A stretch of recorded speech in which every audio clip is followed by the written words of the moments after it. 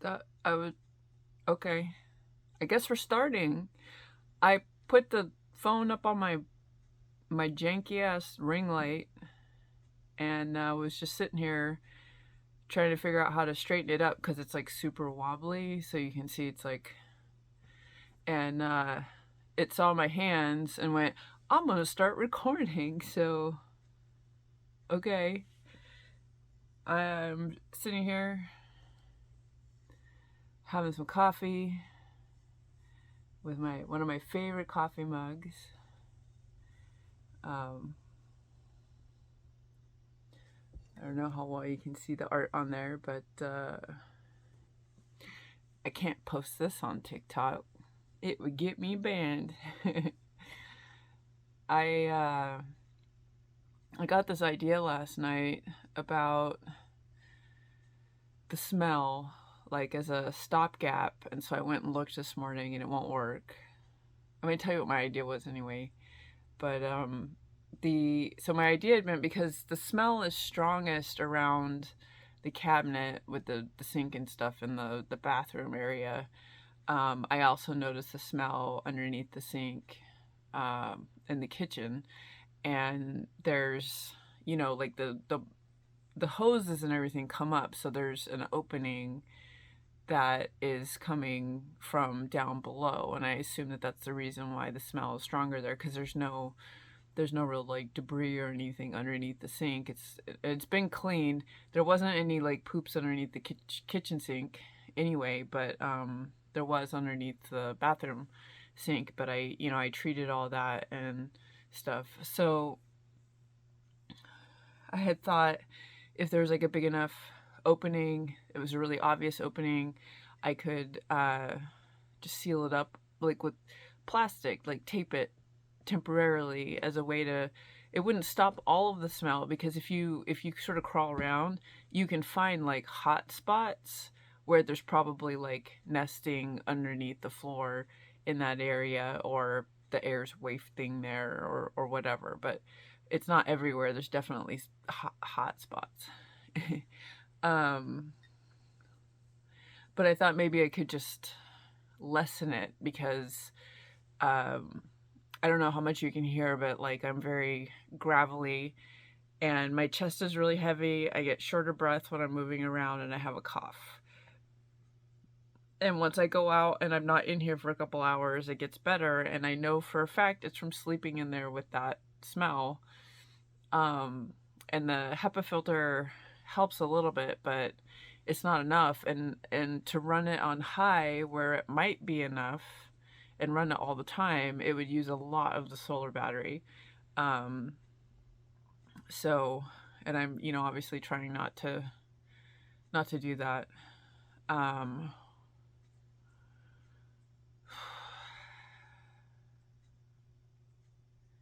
I have the option to plug in. It's just to like a 20 amp. Um, and the RV is a 50 amp, so I wouldn't be able to like use everything at once, but I don't use everything at once anyways. Um, I would just need to be mindful of, what I'm doing, like high demand stuff, like when I'm running the microwave, maybe not do a bunch of other stuff at the same time. And I could do that and stop relying on the solar until I get the air quality figured out. I'm just trying to rely on the solar. I'm being very like prideful about it, in part because I did spend the money on the batteries, and so it seems wasteful of money that I really couldn't afford to spend if I'm not using it. But there is a bunch of stuff in here that uses the batteries all the time because the RVs have a DC system and an AC system. So there's like most of the lights, I'd say about 80% of the lights run on the DC, which means they're just running off the battery no matter what. Like whether or not you have solar, it doesn't matter. That they just run off the battery. And then stuff like the microwave, there's a couple of lights and a couple of other things that run off the AC, so that's where the inverter for the solar comes in, and or being plugged in comes in. Um, and yeah, so I'm gonna think about it. I also want to make sure, like, I don't know that much about like running extension cords outside and like weather and stuff, but there's no like protective jacket, and I feel like anything that's outside is gonna have water should probably have that. So I need to look into that. I was thinking about just putting a hook or something on the on the underbelly of the front end, like where the bedroom is, um, and just like hang it up there where the two cords meet, so that it doesn't get wet. It would still be exposed to like the humidity and general moisture and temperature, but it wouldn't be sitting in water. Um, I like every day I run into something that I don't know much about, that I have like a general idea, but not, I don't like, so there's been a lot of things I have to remember to like look up, like, cause I'll think of it like when I'm recording here and then be like, I gotta remember that.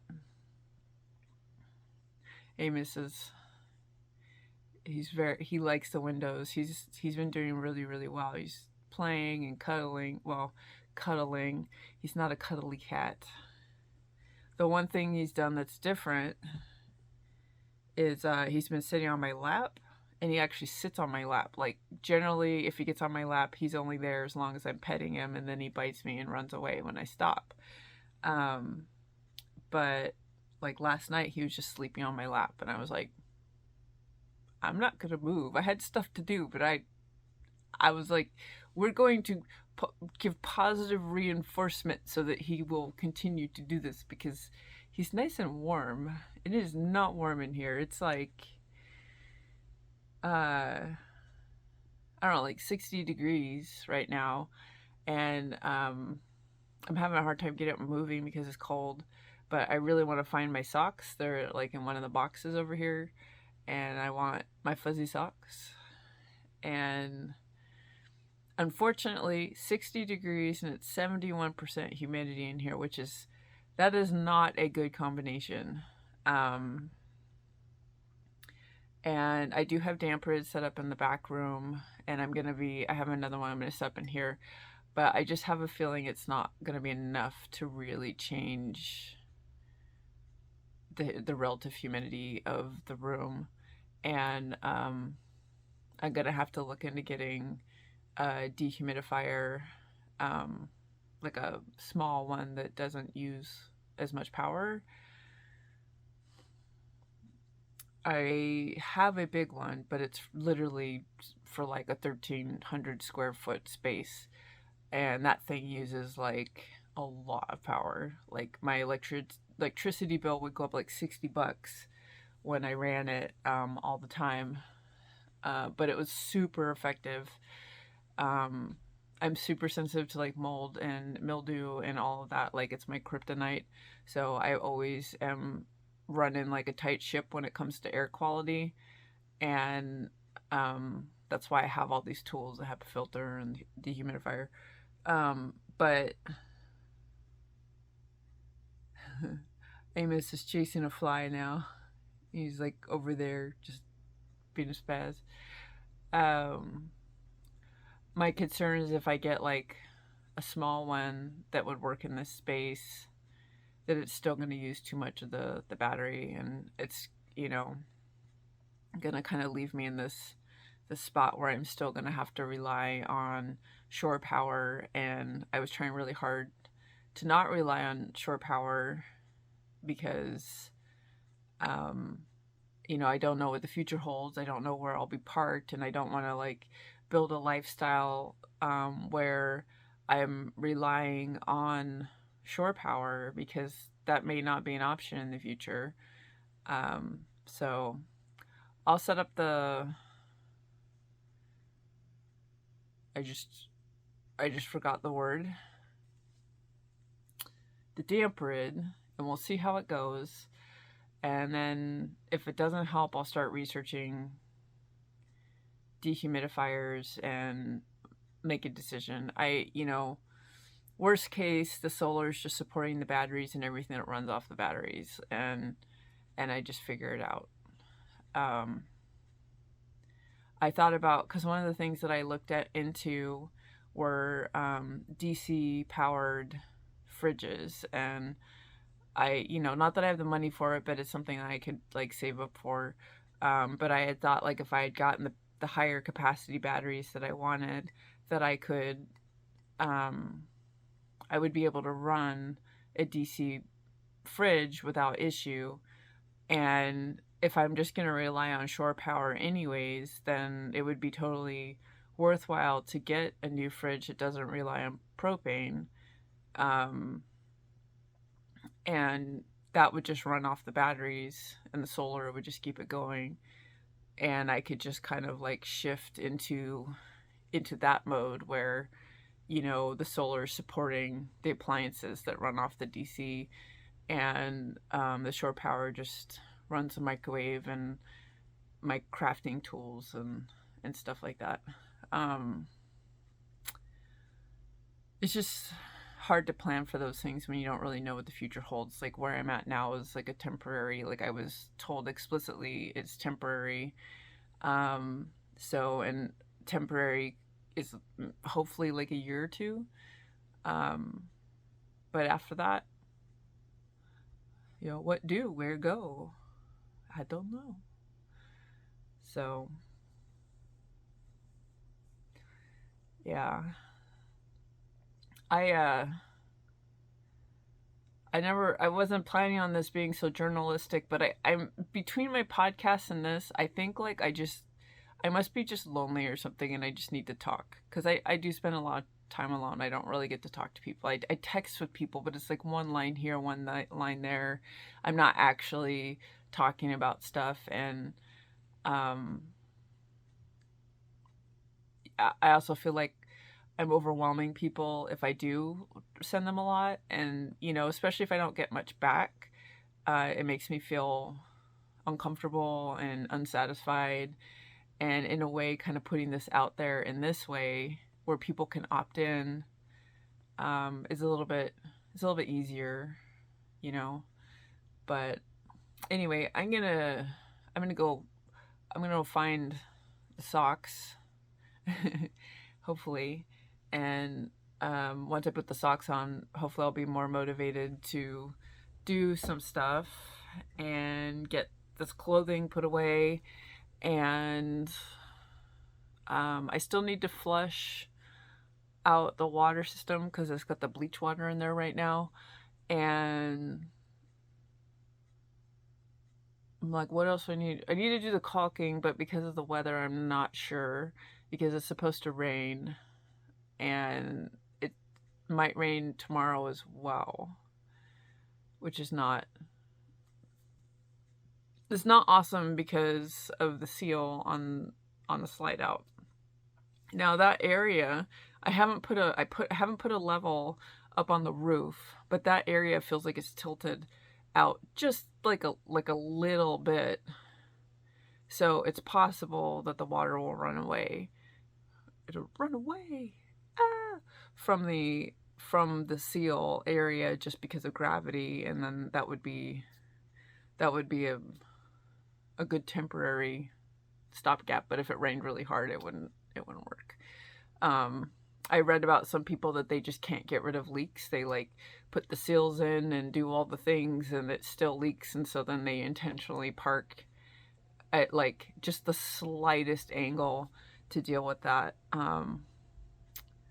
But yeah, I can feel like it's tilted this way, so the back end is down a little bit, but it's not actually this much. It's like a tiniest little bit. Like when you put a level down, it's very minute, but I can feel it. Like it like sometimes I get dizzy and stuff when I'm walking and I turn at the same time. I'm very sensitive to that stuff. Like there's like the Mystery House or whatever in Santa Cruz.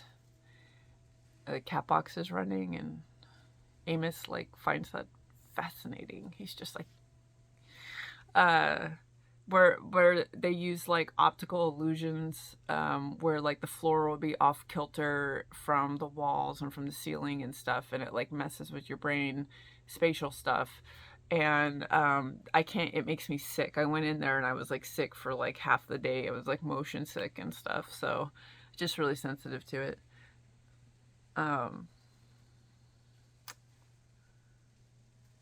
yeah. So we'll see how the weather goes. I'm probably gonna wait until Wednesday when it's supposed to be like sunny and stuff again, and then I'll start caulking, and I'll just use the next this today and tomorrow to put all this stuff away, um, and finish flushing the water system and stuff like that.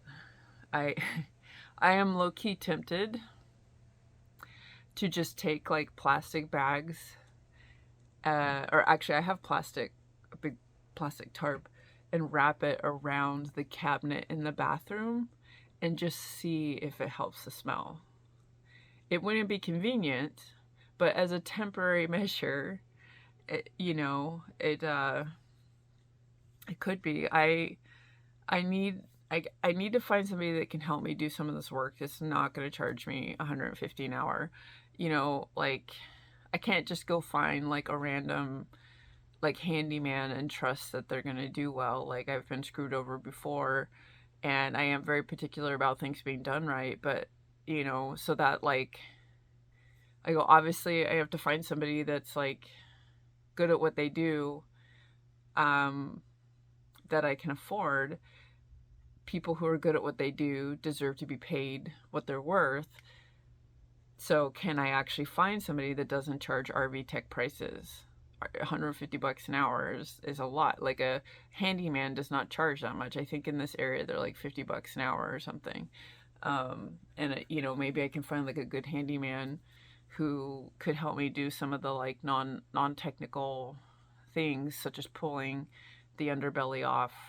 Because I don't, that's just like being detailed. Well, pulling it off should be easy, but putting back on would be, just being detailed. Because what I would like to do is pull the underbelly off, remove all of the insulation, take a look inside there, see if there's anything that needs repair while we're down there.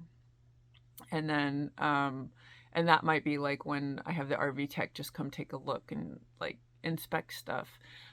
Also take advantage of it being open to remove the black water tank because I don't need it anymore, and that's like usable space that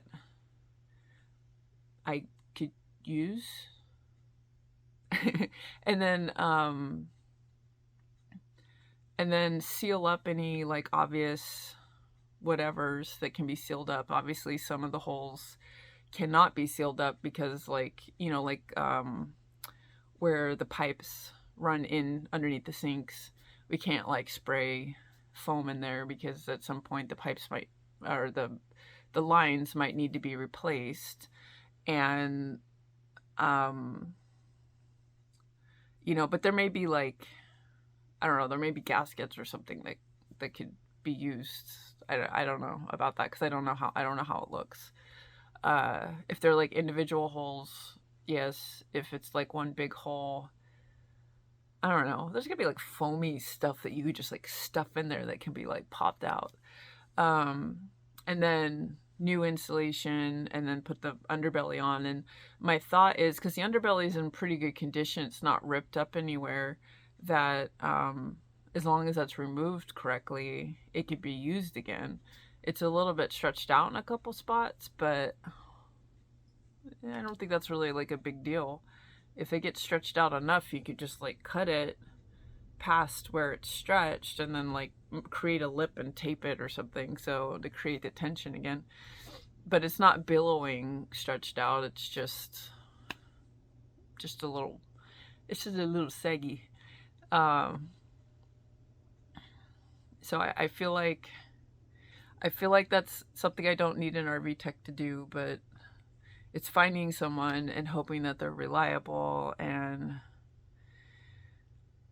I just wish I had friends that were, handy like that, because it would be really helpful. I know lots of people that could probably help, but none of them live in the area, like anywhere nearby, not driving distance. Um, you know, I mean, I know one person locally that's like handy, but they're very busy, and I would never impose on how busy they are to like add this other thing, um, like at all. But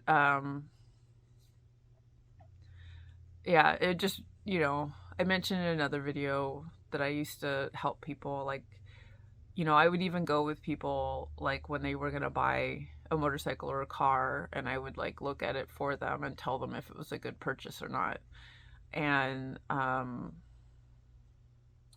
you know, teach them how to work on their vehicles, change the oil, do the brakes and stuff like that. And it was always fun. It was like fun, like doing this thing together. And I feel like, if I had friends that I could do stuff with, it would make the process more fun, because it is lonely. And I really appreciate like the support that I get from people that are remote, that like have donated to my GoFundMe, and they sent me stuff from my wish list. And like, I absolutely do not want to like take away from that, but it's different. That's like passive supporting, where it's helpful, but it doesn't change my isolation. It doesn't change what the situation really feels like. It's just different. And it would be nice, to just, like, even with the unpacking, just having somebody here to chit chat with, and while I'm unpacking, and we can hand each other stuff and whatever, that would just be nice. But that's not the kind of life I have, so it's not gonna be a thing. It'll just be a thing that would be nice if it did happen. And if you have that, I hope you appreciate it. So my son, I guess he wasn't working today, which I didn't know. Hello. And we just put these doors back on, because I had to take them off yesterday to get the the washer through that doorway. Put these doors back on as well. It's amazing how when you have like small space, something like these doors just takes up like so much space. But yeah, so and he agreed that I should just plug in so I can run this full time until I get the air quality issue sorted out. So that's what I'm doing. And yeah. Amos, what are you doing?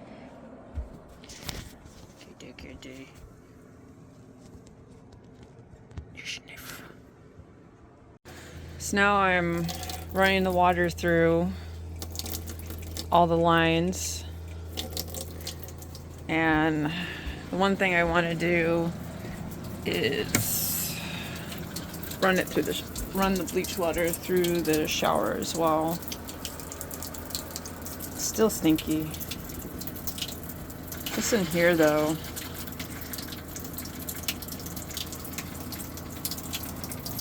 but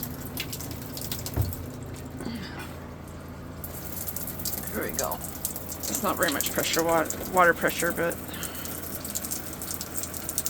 it'll still get the clean water through into this line. I'm just going to run this through until the gray water fills up, and then, or well, not until the gray water fills up, until this is empty into the gray water tank, and then I will empty the gray water tank. The gray water tank has a larger capacity than the water tank. And then I'm not even going to bother with the freshwater tank after that. I'm just going to leave it empty. I'll open it up enough just to get the final little bits out, and then I'll just run fresh water in through the hookup for that. And hopefully that's all that's going to be needed, and the water will be good after that. I can't remember if I mentioned, but one of the things that's cool about the solar is like half the panels are the kind that are specifically for overcast. So, you know, even though the weather's pretty crappy, it has been charging today. It's like slower than on a sunny day, but yeah, that's, I don't know, I just thought that was kind of cool. And this area gets enough fog that it's definitely like useful. Nothing about this water filter has worked the way I expected it to. Like, my brain just doesn't take in certain types of information, so I don't find out it's an issue until I go to use it. So I need another thing to make this fit this. What are you doing? Being a dog. Being a dog. That's Bobbert. That's her name, Bobbert. Yeah. If she had her way, she would be out chasing the neighbor's cows. Because, like, that's literally all she wants to do, is chase the cows. So I emptied these, no more water's coming out. I tried the water pump just for, you know, a very short time so I wouldn't burn it out. So now I'm ready to go back to just having the fresh water, and we'll empty the gray water in a little bit. So I went down here to look at the propane thing. I should have looked at it sooner, but the light's not even on. And it looks like, I could be wrong, but it looks like, let's see, there's some wire there. It might not even be connected, but I'm gonna order a new one. I'm gonna start fresh. So I got some stuff put away. All those boxes are gone. It's still a mess in here, but it's, you know, better. And you can see the cardboard over there. And I have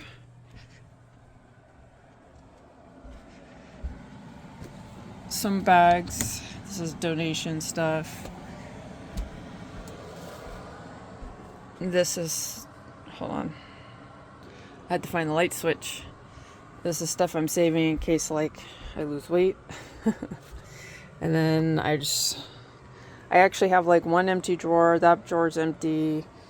This stuff I just sort of squished stuff in there for right now because I couldn't get these tabs in.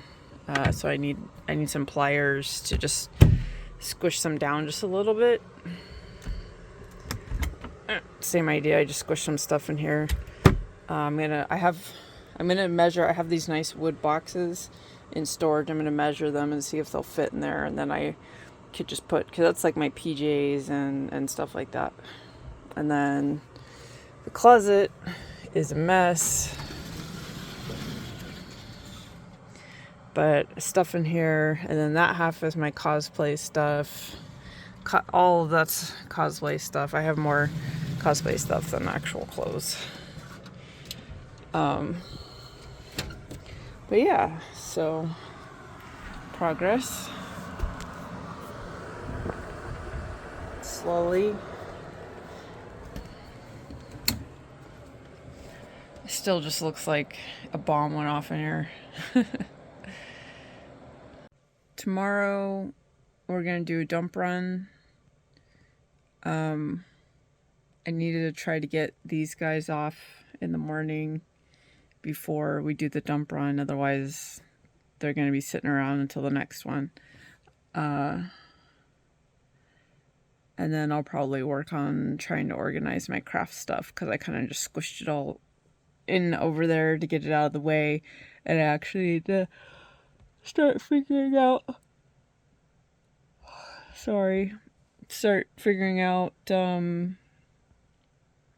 how I'm gonna lay that stuff out. If I have time, I'll try to pull that TV out and stuff tomorrow too. I don't know if I can go to a recycling place, or I have no idea, but yeah. I think that's about it. I don't know, it's so cold in here in the mornings, it's really hard to get started, so I'll do the best I can getting this stuff down. Um,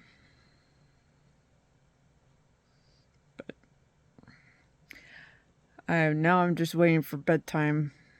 So I play Pokemon Sleep, and I can't go to bed until the bedtime in the game. And sometimes I'm ready for bed sooner than that, but I'm stubborn and I hold to the game, and tonight's one of those nights.